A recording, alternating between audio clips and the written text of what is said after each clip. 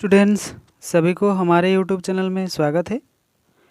आज हम लोग क्लास 8 के पॉलिटिकल साइंस का चैप्टर 2 का पार्ट 2 देखने वाले हैं। तो इससे पहले पार्ट 1 हम लोग देख चुके हैं, अब हम लोग देखेंगे पार्ट 2। तो शुरू करते हैं। पहला है स्वतंत्रता। स्वतंत्रता के बारे में हम लोग अच्छे से आज जानकारी प्राप्त करेंगे। उसके बाद समानता के बारे में अच्छे से जानकारी प्राप्त करेंगे। तो हम लोग शुरू करेंगे। प्रस्तावना में विचार, अभिव्यक्ति, विश्वास, धर्म और उपासना की स्वतंत्रता की बात कही गई है। यानी कि विचार का मतलब होता है अपना जो राय होता है उसको पेश करना, यानी कि अभिव्यक्त करना, पेश करना होता है। विश्वास, सभी के ऊपर विश्वास। धर्म जैसे हिंदू, मुस्लिम, ईसाई, जैन, बौद्ध, ये धर्म हो गया। उपासना यानी कि इस चीज़ की जो हम लोग करते हैं, पूजा पाठ वगैरह करते हैं, वही होता है उपासना।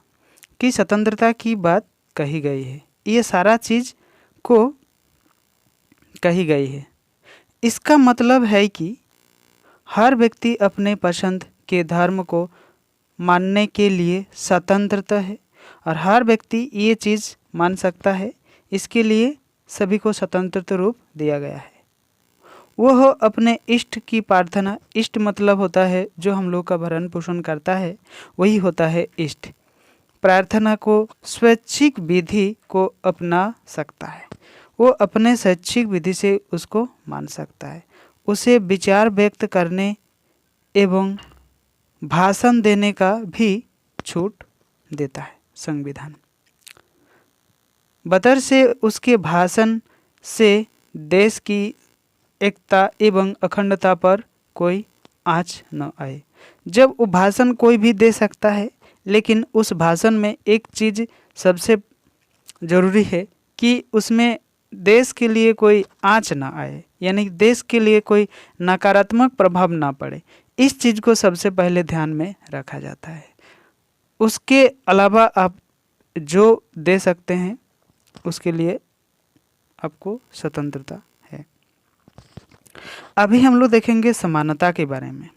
समानता से अभिप्राय है कि अपने व्यक्तित्व के समुचित विकास के लिए प्रत्येक नागरिक को समान अवसर उपलब्ध होना चाहिए।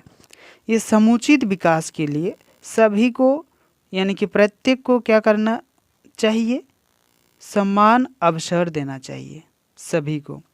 सभी नागरिक केवल अपनी क्षमता, गुण और प्रतिभा के अनुसार सभी लोग पद, सम्मान और स्थान समान रूप से पाने का हकदार है।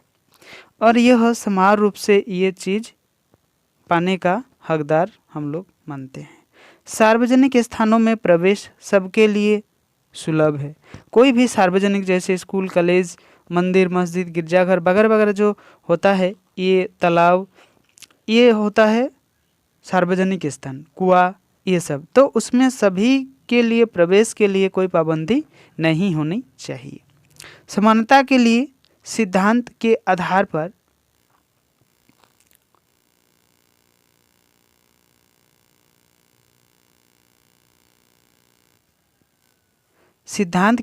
पर छुआछूत को दंडनीय अपराध घोषित किया गया है।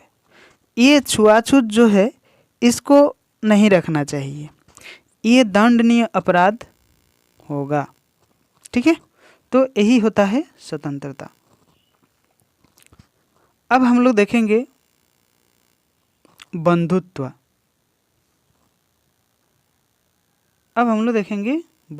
बंधुत्व क्या होता है? देखिए, न्याय, स्वतंत्रता और समानता। न्याय का मतलब होता है सभी के ऊपर सुविचार करना। स्वतंत्रता का मतलब होता है कोई भी जाने का जो सार्वजनिक स्थान है या कोई भी जगह है, उस जाने को उसको नहीं रोका जाता है, उसको जाने के लिए नहीं रोका जाता है। ठीक है, नहीं रोका जाता है। समानता यानी कि सभी के ऊपर समान रूप से व्यवहार करना ही होता है समानता। कि आदर्श तभी फलीभूत होंगे जब सभी भारतीयों के बंधुत्व की भावना हो। एक दूसरे से प्रेम भाव अगर हम लोग के ऊपर नहीं होगा तो हम लोग अच्छे से आगे नहीं बढ़ पाएंगे। सभी नागरिकों को बिना किसी भेदभाव में मूल अधिकारों की गारंटी दी जा सकती है। जो ये मूलभूत आवश्यकता है गई है, ठीक है, गई है।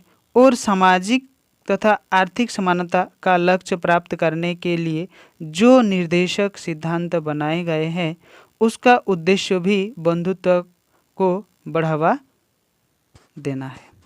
जो ये आर्थिक समानता, सामाजिक समानता, इस चीज़ को लक्ष्य में रखना सबसे ज़रूरी होता है, ठीक है।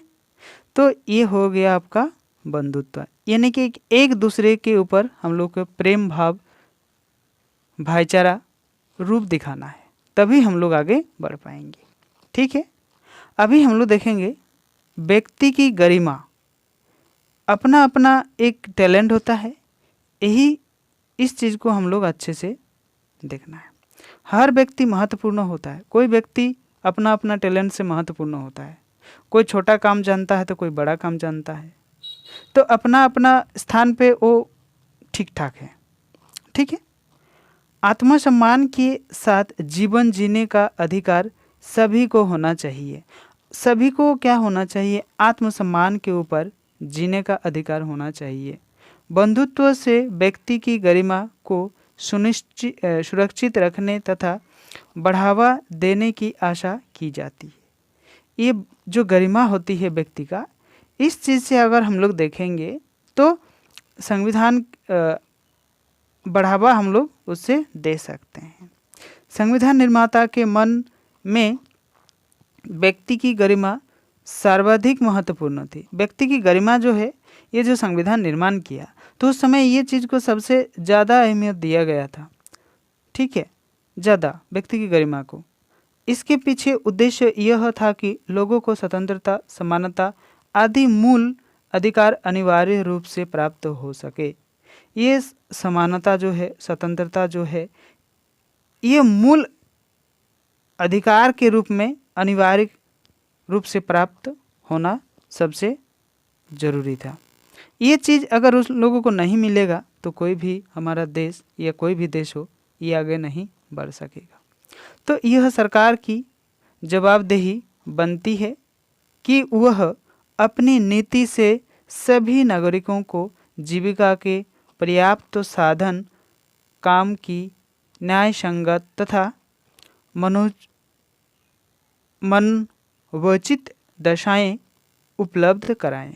यानी कि सभी के ऊपर न्याय संगत भाव, पर्याप्त साधन, काम वगैरह वगैरह जो चीज़ होता है उसको उपलब्ध करानी चाहिए। अनुच्छेद 17 तथा अनुच्छेद 32 भी व्यक्ति की गरिमा का ही अभिवृद्धि में सहायक होती है। अभी हम लोग देखेंगे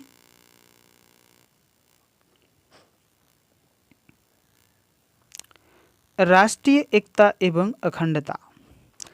राष्ट्र का मतलब होता है पूरा देश, एकता का मतलब होता है सभी को एक साथ रखना, अखंडता का मतलब होता है जो कभी ना टूटे, जो कभी ना टूटे। व्यक्ति की गरिमा को तभी सुरक्षित रखा जा सकता है जब राष्ट्र की एकता, अखंडता सुनिश्चित रहे। व्यक्ति की गरिमा को हम लोग तभी सुरक्षित रख पाएंगे जब तक हम लोगों का राष्ट्र की एकता भावना नहीं होगा, अखंडता नहीं होगा। यानी कि जब हम देखेंगे हम लोग कि राष्ट्र को अगर बांटता जाता है तो कोई भी राष्ट्र जो है वो आगे नहीं बढ़ पाएगा। तो उसके लिए ये अखंडता होना सबसे ज़रूरी है, यानी कि टूटना नहीं चाहिए।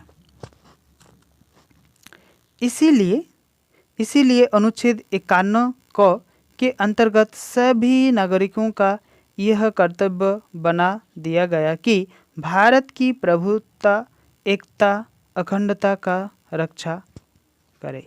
यानी कि प्रभुत्व कर्तव्य जो है ये कर्तव्य कर दिया गया है कि सभी को करना होगा ये प्रभुत्व, किसी एक को नहीं। एक को कोई एक व्यक्ति करेगा तो इतना सारा बड़ा देश का कोई क्या भला कर सकता है? नहीं। अब सभी लोगों को इस पर ध्यान देना होगा, ये कर्तव्य कर दिया गया है। ठीक है, ये अखंडता एकता पर जोर देना चाहिए ताकि हमारा भारत जो है वो ना टूट सके। ऐसे मामलों में जो राष्ट्र की एकता और अखंडता के लिए खतरा बन सकते हैं, सभी नागरिकों के लिए आशा की जाती है कि सभी भेदभाव को भूलकर अपने अपने निजी स्वार्थ के ऊपर उठकर उसका सामना करेंगे।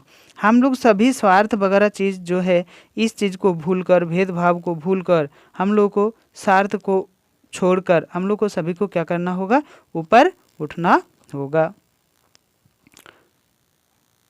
उठना होगा। ये निजी स्वार्थ के ऊपर उठकर सामना करेंगे। इस तरह भारतीय संविधान में जो मूल विचारधारा किए गए हैं वे व्यक्ति की गरिमा एवं राष्ट्र की एकता अखंडता की अभिवृद्धि की भावना से ओतप्रोत होती है। ठीक है, तो सभी को एक साथ एक माला जैसा रूप में हम लोग को रहना है, ये एकता हो गया। ठीक है, अनेकता में एकता, जैसे एक फूल, दो फूल, तीन फूल, चार फूल, पांच फूल, इस तरह से फूल होता है।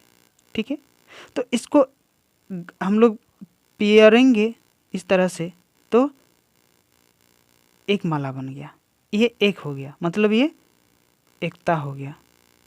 क्या हो गया? एकता हो गया। ये अनेक फूल है लेकिन इस अनेक फूल में क्या हो गया? एक हो गया। तो यही आज था, ये चैप्टर जो है ख़त्म हो गया है। हम लोग नेक्स्ट तीसरा चैप्टर को देखेंगे। तो ये पार्ट 2 है। जो नए स्टूडेंट जुड़े हैं वो इस चैनल को सब्सक्राइब करें ताकि आने वाले जितने सारे वीडियो अपलोड होगा उसका नोटिफिकेशन आप लोगों को मिलता रहेगा। तो आज के लिए इतना ही बस, थैंक यू।